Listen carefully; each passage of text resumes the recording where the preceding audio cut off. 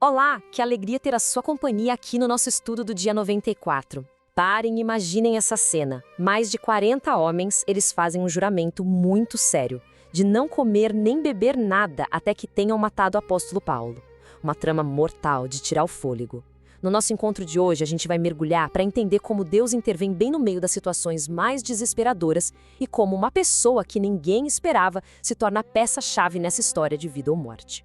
Essa tensão toda, essa coisa de vida ou morte lá em Atos dos Apóstolos, é o nosso ponto de partida hoje para a gente explorar temas bem profundos. Olha só o que nos espera. Em Deuteronômio, vamos aprender sobre as festas sagradas e sobre a generosidade com os mais pobres.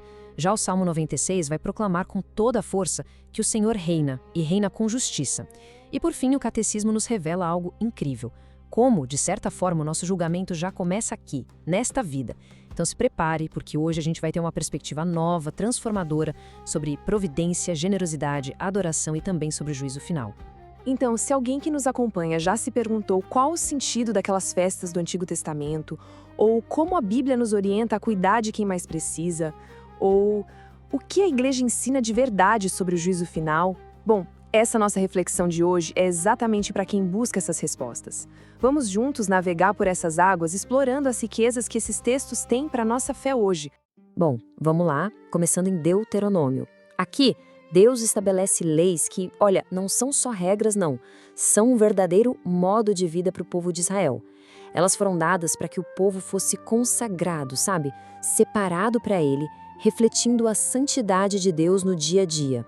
E o que é bem interessante aqui é que essas leis sobre a alimentação iam muito além de uma questão de saúde. Cada refeição era como um lembrete vivo da identidade única de Israel. Na hora de escolher o que comer, o povo se lembrava: nós pertencemos a um Deus santo, somos chamados a ser diferentes. E essa ideia de consagração não ficava só no prato de comida, não. Ela ia direto pro bolso. O dízimo tinha um propósito duplo que é fascinante. De um lado, era uma festa anual, uma celebração cheia de gratidão na presença de Deus. E do outro, a cada 3 anos, esse mesmo dízimo virava uma espécie de fundo de bem-estar social, sabe? Para cuidar dos mais vulneráveis. Vejam que incrível, adoração e justiça social caminhando de mãos dadas. O ritmo da vida em Israel era todo marcado por 3 grandes encontros com Deus. Mas não pensem nisso como simples feriados. Eram peregrinações que fortaleciam a alma da nação. Pausas obrigatórias para lembrar de onde vieram, agradecer pelo que tinham e se alegrar juntos como um só povo. Era de fato o que mantinha a fé e a identidade de Israel bem unidas. E aqui a gente chega no coração da lei de Deus em Deuteronômio, um chamado radical à generosidade. Imaginem só, a cada 7 anos, todas as dívidas eram perdoadas. Não era uma sugestão, era uma lei. Deus estava construindo uma sociedade que refletisse o seu próprio coração. Um Deus que nos abençoa para que a gente possa ser uma bênção na vida dos outros.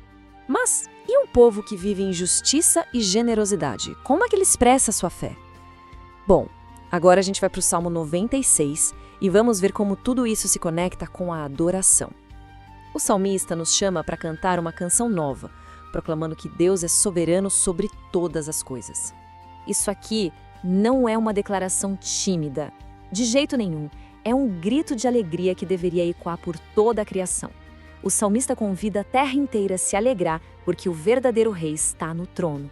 No mundo cheio de ídolos e de poderes que falham, a notícia de que Deus reina é a melhor notícia que a gente poderia receber. E o Salmo nos dá os motivos para essa alegria toda. O nosso Deus é o Criador, ele não se compara aos ídolos mudos, ele protege ativamente os seus servos e o que é fundamental, ele está vindo para julgar. Mas olha, esse julgamento não é motivo de medo para os justos não, é a garantia de que a justiça vai prevalecer, trazendo luz e alegria. E por falar em o Deus que guarda a vida dos seus fiéis e que reina com justiça, como é que isso acontece na prática, no meio do caos da vida? A narrativa lá de Atos nos mostra exatamente isso. Uma conspiração mortal se arma contra Paulo e o cenário parece totalmente sem esperança. Acompanhem comigo essa sequência de eventos. Tudo acontece muito rápido. Um juramento de morte logo pela manhã desencadeia uma série de ações que terminam num resgate à noite. E no centro de tudo isso, um jovem que estava no lugar certo, na hora certa, que teve a coragem de falar.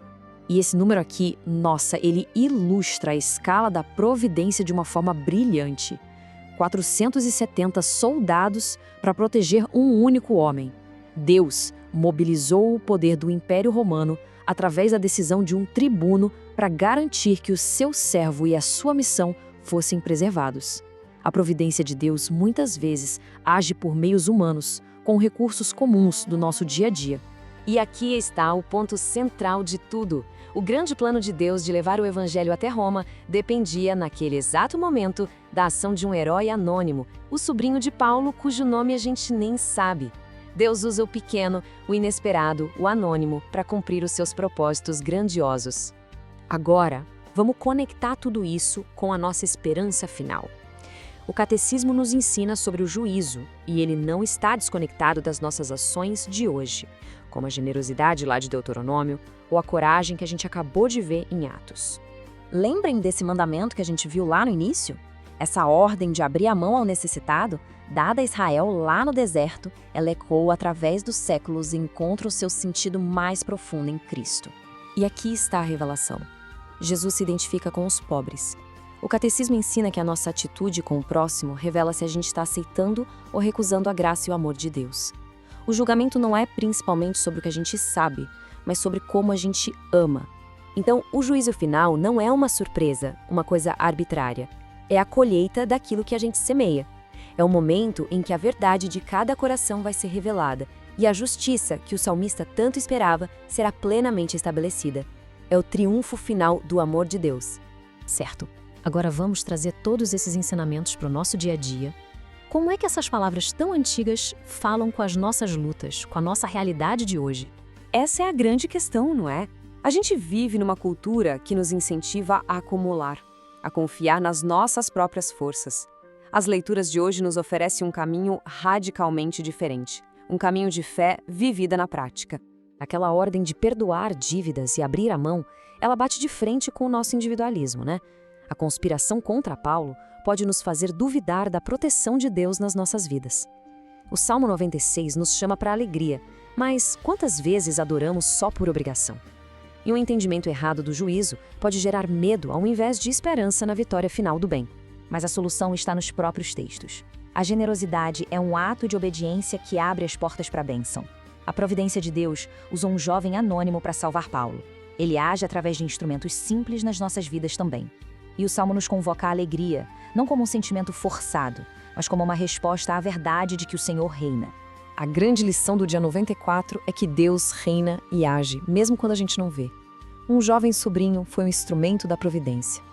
As festas bíblicas nos lembram que a fé se vive em alegria e comunidade. O Salmo proclama que o Senhor vem com justiça. E o catecismo nos assegura que o juízo é o triunfo definitivo do bem. Que a gente possa viver com generosidade, alegria e confiança no Deus que reina sobre tudo. Não vamos parar essa jornada de fé, hein? O hábito se forma na constância. É só clicar para continuar para o dia 95 e comente aqui embaixo o dia 94 concluído para registrar o seu compromisso. A gente se encontra amanhã.